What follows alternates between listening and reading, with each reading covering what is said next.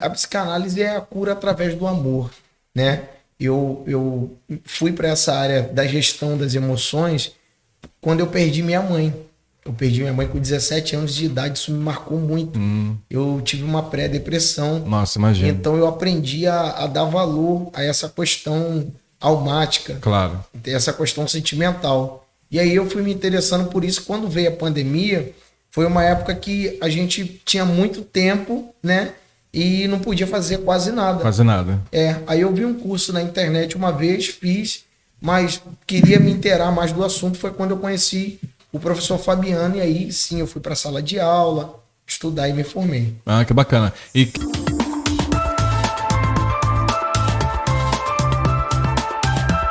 quem estuda, no caso, a psicanálise, né? Sim. No caso, a pessoa, é um trabalho semelhante ao psicólogo ou melhor? Porque eu já ouvi casos, é claro, cada caso é um caso, né? Isso é uma briga. É uma briga, na minha faculdade então nem se fala. Mas eu já ouvi casos, por exemplo, isso eu vi, né? De um garoto da minha igreja que um psicólogo não resolveu o problema dele, mas um psicanalista resolveu. Eu acho tão bacana isso.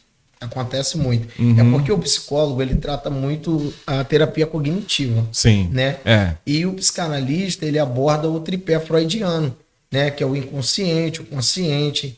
E às vezes tem traumas, coisas que aconteceu lá na sua infância, lá atrás. Sim. E através da análise, nós conseguimos identificar, né? E tentar, de alguma maneira, corrigir esses erros, isso que aconteceu, né? Cancelar algumas palavras de afirmação.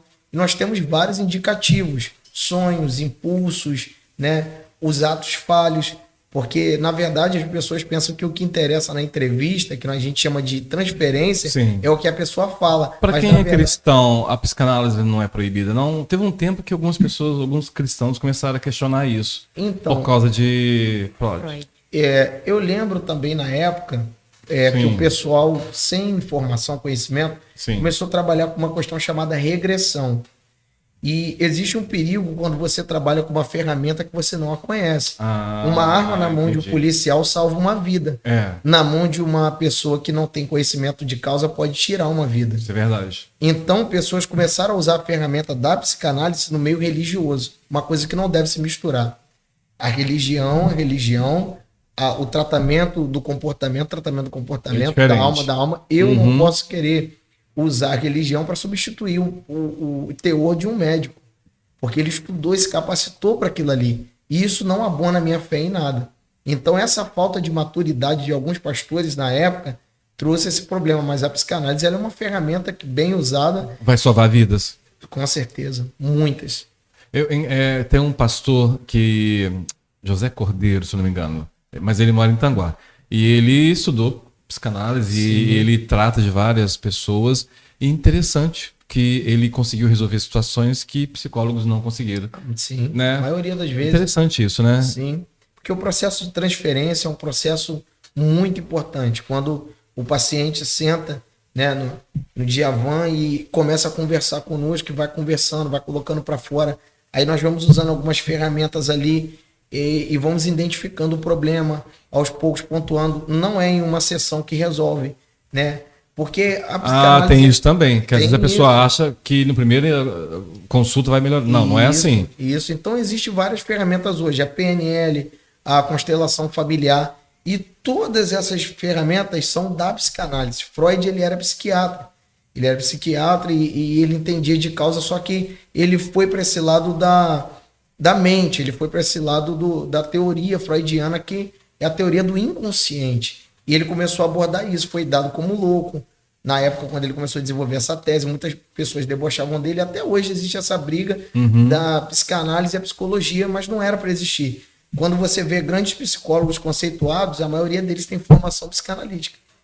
Porque tudo começou lá atrás com Freud. Interessante isso aí. Quem tem depressão, procura um psicólogo ou um psicanalista? Eis a questão. Eis a questão. Os dois ajudam muito, né? Tá. A gente também não pode abonar a ferramenta da psicologia, que são pessoas que estudam 5 anos. Eu mesmo estou estudando psicopedagogia. É Ah, uma outra que graduação que eu bacana, estou fazendo. muito legal, muito Que bacana. psicopedagogia é a psicologia da educação. Uhum. Como ele lidou com a educação, Sim. então eu entendi a necessidade de se formar e achei esse curso como psicopedagogo. E estou me dando muito bem. Então a psicologia tem as suas ferramentas, mas eu sou apaixonado pela psicanálise. Não, é incrível. difícil eu perguntar. tenho vontade de fazer um dia, eu acho muito bacana. É muito quem bacana. faz.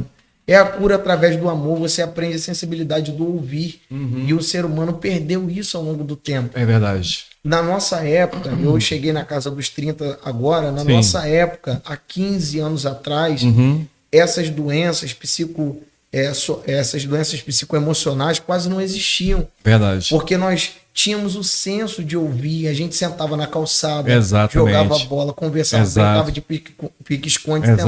tentava, conversava. Hoje em dia as pessoas não têm mais paciência de se ouvir. Não.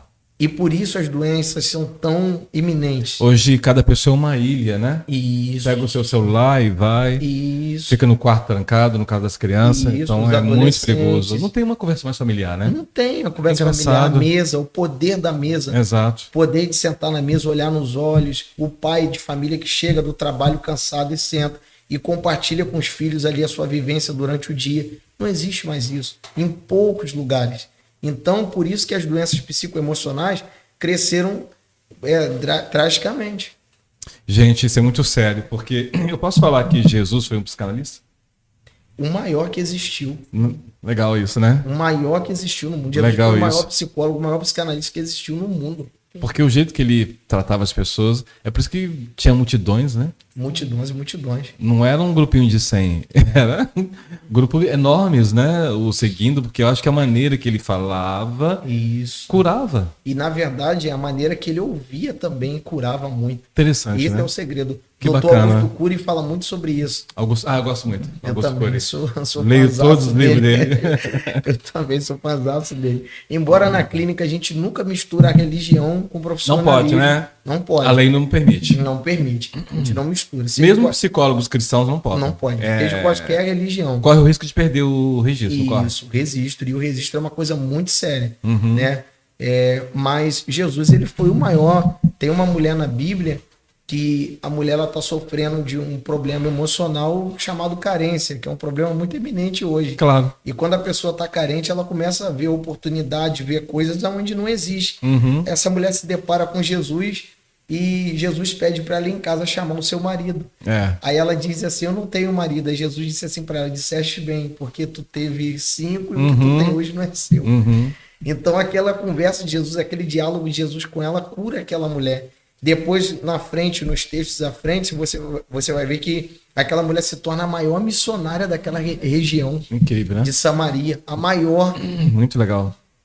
O que uma palavra certa, Isso. na hora certa, Na hora certa. não faz, né? Isso. E veio através do ouvir. É. Que pode ter uma resposta, né? Na época da pandemia, Alicia, uma amiga mandou para mim um áudio de uma menina que morava em Petrópolis.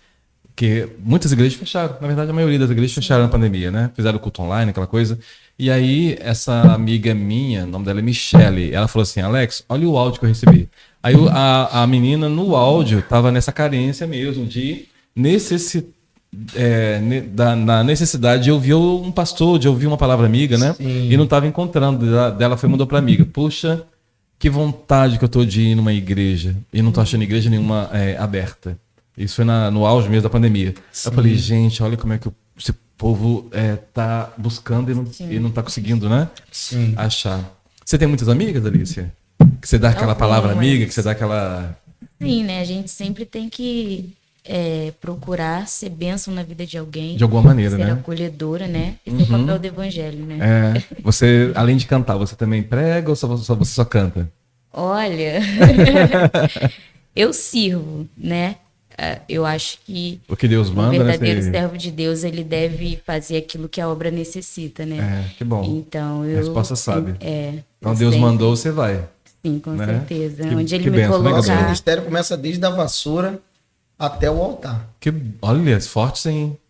A gente aprendeu assim, o nosso pastor, ele era... Você falou e agora é sério, hein? O nosso Porque pastor, tem ele era gente que muito só quer saber de incisivo. altar, Alicia. Não, é verdade. Não é ou não é? É verdade. O nosso pastor antigo, o pastor Valério, ele era muito incisivo com isso. Ele nos ensinou assim, quando viemos para cá, não pegamos nada menos. O pastor Márcio também. E ele é um exemplo disso. Tem cultos que a gente chega no domingo, quando eu trabalho, eu chego um pouco mais tarde. Claro. Ele tá na portaria saudando, e ele é o pastor presidente da igreja. Que legal. Então tá todos os outros pastores no altar, e ele tá lá na portaria compartilhando com o diácono, enquanto não sobe o último membro, ele não sobe para... Rapaz, que bonito Porque o ministério começa lá embaixo. Isso. E ele não esqueceu disso. E não esqueceu disso. E já tá quase jubilando e o homem tá Exato. Tá servindo, né? Pegada. Tá servindo. Isso é muito E a gente carrega bacana. essas marcas aí. Tomara que quem eu não sei qual o português correto, substituí-lo, ou quem, não sei qual o português que eu vou usar aqui, mas tomara que quem, de repente, ficar no lugar dele ali, continue mantendo essa posição que é muito bacana, né? De servo, né? É verdade. Que a gente vê que o pastor Márcio ensina as pessoas a serem servos, né? Sim. A gente vê através de vocês, isso é muito bacana. Um pastor estava reclamando comigo que ele marcou com um preletor, não me lembro quem. E o preletor já jogou a letra. Eu só saio de casa com uma oferta. Aí na mesma hora ele cancelou. Porque ele já ia dar, é natural. Ele já ia dar a oferta pro, né? Que ele sabe que a pessoa tem um gasto de gasolina e tem um gasto de pedágio. Sim. Mas aí como o cara pontuou isso, aí ele já desanimou. Ele, puxa, eu quero que a pessoa venha... É mais ou menos o que você falou. A pessoa para vir aqui tem que saber pegar na vassoura. Né?